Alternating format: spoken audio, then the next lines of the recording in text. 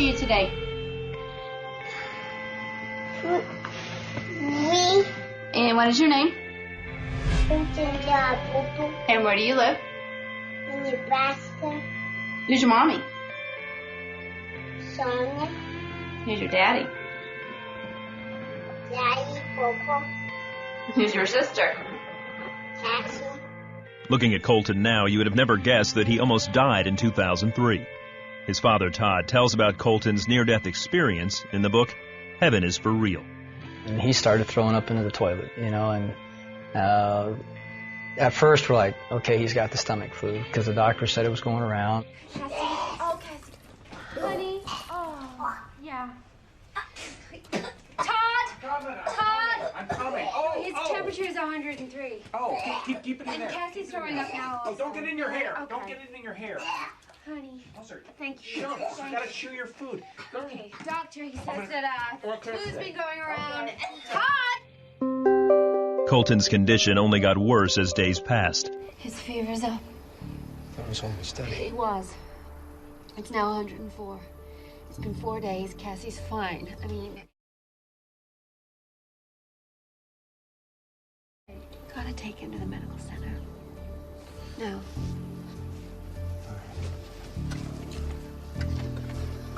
Cassie!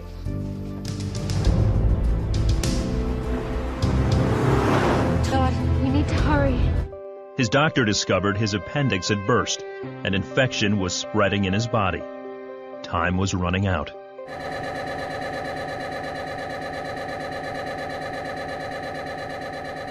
He has a ruptured appendix. We need to get him in surgery right away. Ruptured when? Looks like days ago. He's very sick. Don, run ahead and get everybody ready. But how can that happen? The blotches on the x-ray are infected. It's exploded all through his abdominal cavity. Okay, but he's gonna be okay, We're right? gonna get in there and clean him out. You'll have to wait here. Okay, but just wait here. Right? He's Wait okay. here. It was tough. Seeing your boy be lifeless when he was a very vibrant child. And I went back to the pre-op room where we had left some stuff, and I was finally alone, shut the door, and I just broke down and I was mad at God. I just frustrated, fed up. And I remember telling him, I said, God, after all I've done for you, and now you're going to take my kid? This is how you treat your pastors? Mom was in one room, you were in another room yelling at God. And I was calling our prayer chain. I was calling anybody that would be on the other line to get Colton on the prayer chain because it was bad. We're in trouble. Will you call some friends and pray for him? We were there in the waiting room for an hour and a half, maybe. Then I remember the nurse coming out. Is Colton's daddy out here? I'm like, yeah, well, Colton's in recovery and he's screaming for you. And I'm sitting there with him. And I remember my son in that room then looking up at me and goes, Dad, do you know I almost died?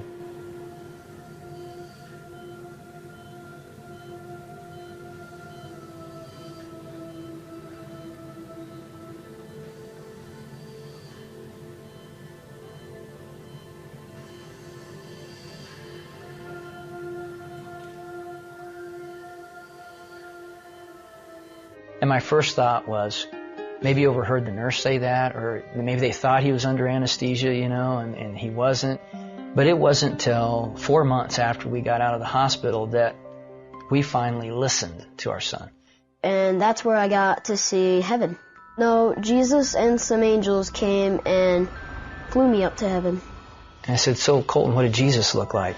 I knew that the first person I saw was Jesus. He was wearing white robes with a purple sash. You didn't know that Jesus has a horse. It's beautiful. What color is it? It's all the colors. All the colors of the rainbow are in heaven. Except they're all... Well, Dad, Jesus has markers. Dad, Jesus has markers. I didn't know what he meant. So I finally asked the right question. Colton, where are Jesus' markers? And he drops his toys down, and he stands up, and he just points, Dad, they were right here. He takes his fingers, points to the palms, then he bends over and touches the tops of his feet and looks up to me. That's where Jesus' markers were, Dad. When I was in the throne room of God to start with, so I got to see what that looked like. I was upset because I didn't know what was happening. What God did is He used people or things that I liked to calm me down. From there on, I felt better. Then one day we're traveling together and he looks up at me and, Dad, you used to have a grandpa named Pop, didn't you? I'm like, yeah, he's really nice. Really? Yeah, you used to play with him as a kid. We've been here. I don't think we've been here before, pal. You had a grandpa named Pop, right? He died when I was about your age. He's very nice. You saw my grandfather? Where did you see him? In heaven? Is this him? Is this the man you saw? No, in heaven everybody's young. Is this him? Yeah, that's him. That's Pop. A lot happened to you in heaven. Yeah, it was amazing. I'm like, yeah, how do you know that? Well, he told me. A figure came up, and he was Pop. He asked me, "Are you Todd's son?" I said yes. He said that he was his grandpa, so that's where I met him. I was busy paying bills again, because that's my job, and he came up and told me he had two sisters. Well, he had to say it several times before he finally got my attention, and finally I put myself down and looked at him and says, "What do you mean you have two sisters?" "No, I have two sisters. You had a baby die in your tummy." Did you know I have a sister? You didn't know that Cassie's your sister? No, I have two sisters. You had a baby die in your tummy, didn't you? And I just looked at him like, "Well, how do you know you have two sisters?" "Well, she told me." And then he proceeded to describe her. She looked like Cassie, but she had brown hair. And first time when she saw me, she just came up and hugged me.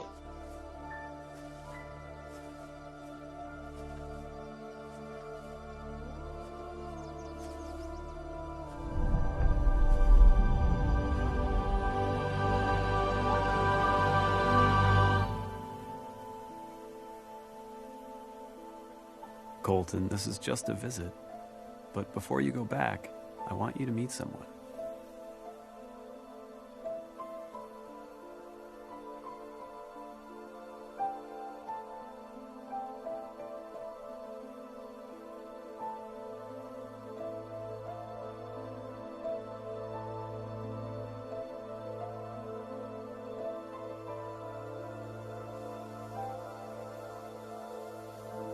As we talked about heaven and he was telling me all these wonderful details, I just felt like I had to ask him, did he want to come back? I knew that I was leaving heaven because Jesus came to me and said, "Colton, you need to go back." Even though I didn't want to go back, he said that he was answering my dad's prayer. I remember that prayer.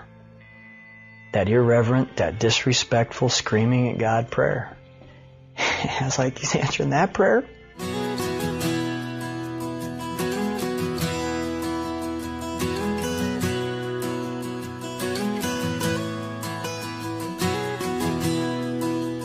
Come thou fount of every blessing, tune thy heart to sing thy grace. Streams of mercy never ceasing, call for songs of loudest praise. Teach me some melodious sonnet, sung by flaming tongues above. Praise the mountain fixed upon it, mount of thy redeeming love.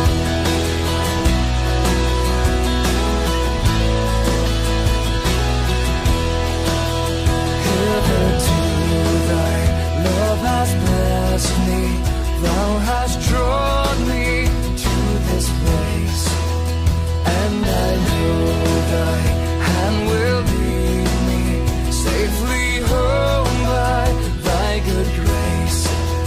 Jesus saw me when a stranger, wandering from the fold of God.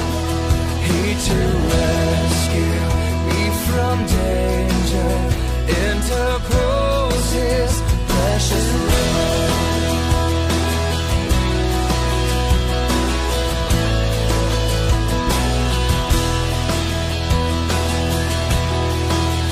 Oh, to grace how great a debt Daily I'm constrained to be led by goodness like a fetter, bind my wandering heart to thee.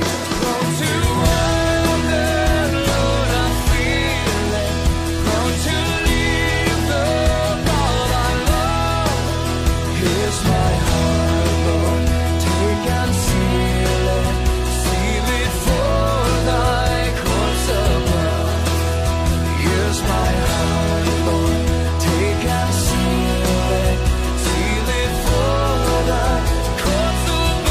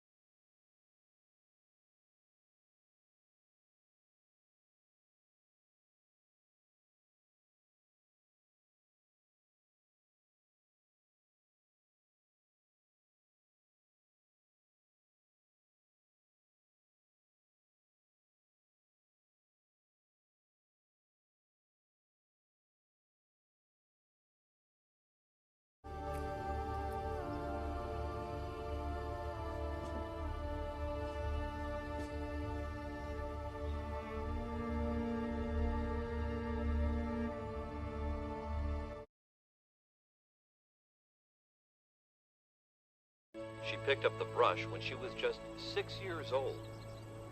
But the visions, what she Mom, called can I have some lemonade, please? started when she was just 4. Look at this on CNN. A self-taught painter. It's about a girl on the other side of the world who had an experience a lot like Colton's. She saw visions of heaven. Look at this, angels. She began to describe to her mother in great detail. Look at this, honey. This is incredible. At the age of 4, she began to describe her visits to heaven. See?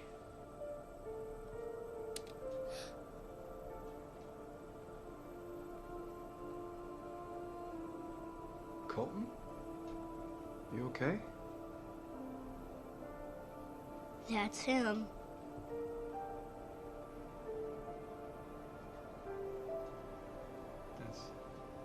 Huh?